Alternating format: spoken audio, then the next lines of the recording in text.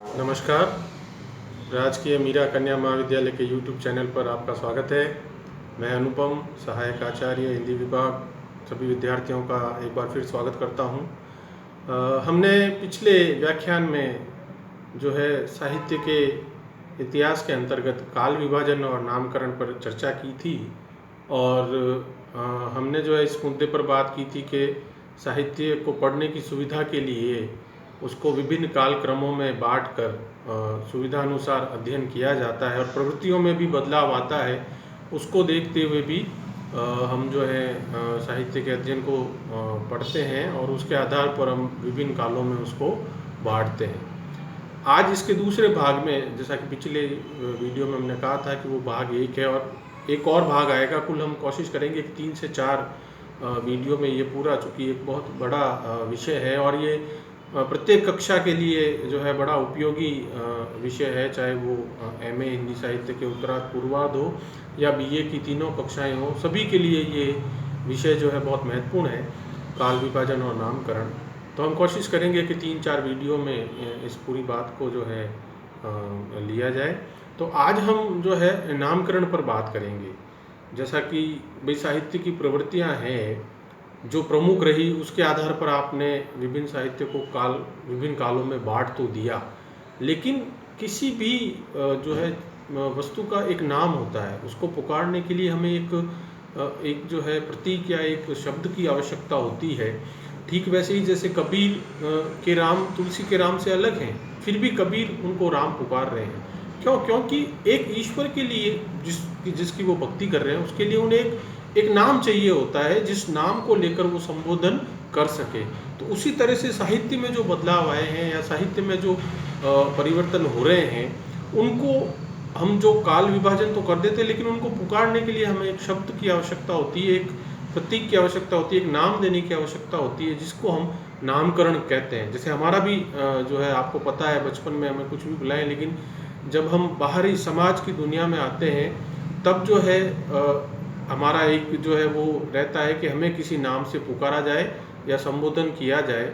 उसी समय जो है हम जो है हमारा भी एक नामकरण होता है। उसी तरह से साहित्य के आंदोलन प्रवृत्तियों, उनका भी नामकरण होता है और उसी आधार पर जो है काल विभाजन जो करते हैं हम, उस साहित्यिक प्रवृत्ति का भी एक नामकरण होता है। ये मोटे मोटे तौर पर 5-6 वस्तुओं को आधार बनाकर नामकरण किया जाता है। पहला तो जैसे कि ऐतिहासिक कालक्रम के अनुसार आप नामकरण कर दीजिए, जैसे आदिकाल, मध्यकाल, प्राचीन काल, आधुनिक काल।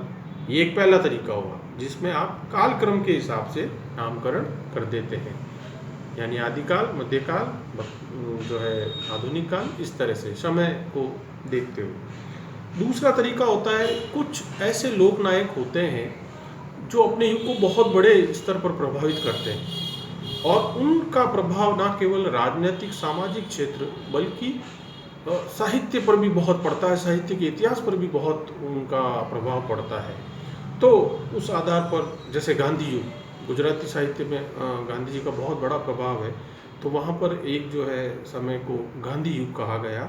तो ऐसा लोकनायक हो जिसका प्रभाव साहित्य पर बहुत बड़ी मात्रा में पड़े और उसका प्रभाव काफ़ी स्वीकार्य हो। तो दूसरा तरीका ये है कि हम किसी लोक नायक के नाम पर उसका नामकरण करें। तीसरा है साहित्य का एक ऐसा नेता या साहित्य की एक ऐसी हस्ती जो अपने युग को आमूलचूल बदल दे या उसका प्रभाव जो है अपने युग के साहित्य के इतिहास पर बहुत गहरा पड़े, तो हम उस साहित्यिक नेतृत्वकर्ता या उस साहित्य प्रतिनिधि के नाम पर भी हम जो है किसी काल का नाम रख सकते हैं। जैसे कि हमारे हिंदी साहित्य में हुआ है भारतेंदु युग, या महावीर प्रसाद द्विवेदी के नाम पर द्विवेदी युग। यानी ये 2 व्यक्तित्व ऐसे थे हिंदी साहित्य के कि इन्होंने उस 30-40 वर्षों के, उस 20-30 वर्षों के साहित्य पर अपना इतनी अमिट छाप छोड़ी, अपने व्यक्तित्व का इतना बड़ा प्रभाव डाला कि उस प्रभाव के कारण उस युग का नाम हमें, उस काल का नाम हमें भारतेंदु और द्विवेदी युग करना पड़ा। एक और आधार होता है शासक या शासन काल के अनुसार, यानी कि कोई ऐसा शासक जिसके आधार पर लिटरेचर को जो है काफ़ी इम्प्रेस किया गया हो, और ऐसा अगर हो, कोई ऐसा किंग हो, ऐसा कोई क्वीन हो जिसके आधार पर अगर साहित्य बदला है या उसके से प्रेरित होकर प्रभावित हुआ है, तो उसके आधार पर भी नाम होता है। जैसे अंग्रेजी साहित्य में जो है एलिजाबेथन युग है, एलिजाबेथ जो ब्रिटेन की महारानी थी, उनसे प्रभावित होकर, यानी उनसे जो है उनका साहित्य पर इतना गहरा प्रभाव पड़ा कि काल विभाजन करते हुए नामकरण में एक नाम उनके नाम पर भी किया गया। इसी प्रकार से एक और नामकरण का आधार होता है, वह है सामाजिक, साहित्यिक, सांस्कृतिक घटनाएं। यानी ऐसी समाज में या राजनीति में या कहीं पर भी ऐसी कोई सामाजिक सांस्कृतिक घटनाएं हो या ऐसा कोई एक आंदोलन बड़ा खड़ा हो जाए जो अपने उस प्रभाव क्षेत्र में साहित्य को भी ले ले और साहित्य भी जो है उससे बहुत बड़े स्तर पर प्रभावित हो जाए, तो उसको जो है हम उस आधार पर भी हम नामकरण करते हैं। जैसे भक्ति एक सामाजिक सांस्कृतिक आंदोलन था, लेकिन इसका हिंदी साहित्य पर, हिंदी की बोलियों पर इतना गहरा प्रभाव पड़ा, तो हम उस 200, 300, 400 साल के पीरियड को भक्ति काल के नाम से भी नामकरण करते हैं। इसी प्रकार साहित्यिक प्रवृत्ति भी कभी कभी बहुत प्रभावी भूमिका निभाती है।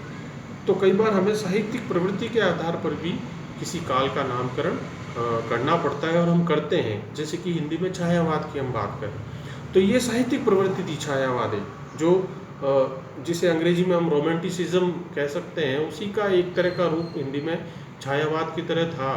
और जिस तरह की प्रवृत्तियाँ रोमांटिसिज्म में थी, उसी तरह की प्रवृत्तियाँ हिंदी में उस एक लिटरेरी मूवमेंट छायावाद में भी थी। तो वो जो छायावाद जो है उसको हमने आधार बनाकर उस काल का नामकरण जो है छायावाद के आधार पर कर दिया। तो इस प्रकार ये हम देखते हैं कि विभिन्न जो साहित्यिक जो काल विभाजन हम करते हैं, उनके नाम देने की हमको आवश्यकता पड़ती है और हम उनका नामकरण जो है विभिन्न इनमें से कोई भी आधार लेते हुए या कोई और भी आधार आपको ऐसा अगर लगता है कि, तो उस आधार पर हम जो है साहित्य को एक नामकरण साहित्य के इतिहास में करते हैं।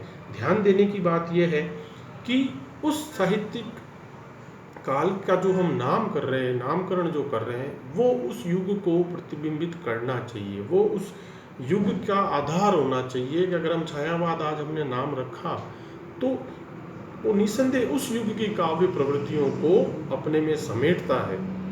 अगर हम भक्तिकाल नाम रख रहे हैं, तो भक्तिकाल सच में जो है उस काल के साहित्यिक की तमाम प्रवृत्तियों में सबसे बड़ी प्रवृत्ति थी, और वो जो है उस प्रवृत्ति वो उभर कर आई, और इसीलिए हमने उसका नामकरण भक्तिकाल रखा।